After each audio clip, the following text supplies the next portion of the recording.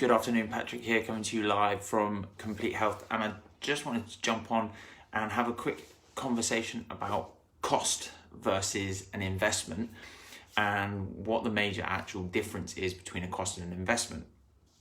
So there are tons and tons of people that when they'll look at their health, they'll look at it as a cost as opposed to an investment. And the reason why this is possibly the wrong trail of thought is that realistically a cost is something that you pay out for that really gives no real benefit. So here's a couple of examples of something that might cost you. Going to an amusement park or the cinema, going to have a meal out, spending £40 down at the pub. These would all be considered costs because you're throwing money into something and you're actually getting very little in return other than amusement. So like I say, something like a cost would be something like going down into the pub. There's not really any real benefit other than maybe having a social aspect.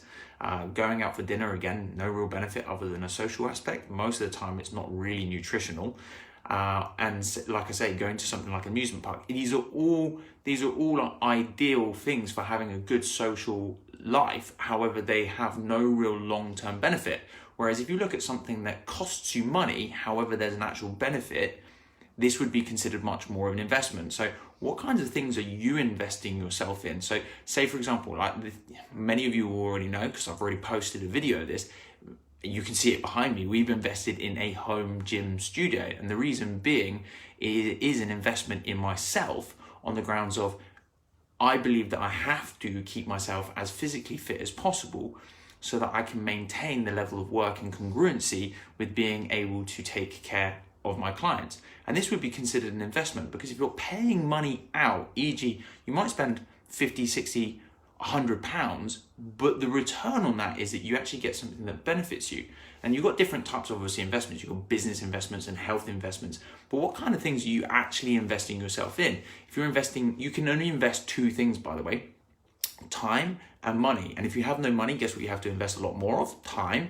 Whereas if you've got haven't got a lot of time, but you've got a lot more cash, then obviously what you're going to invest in is your cash.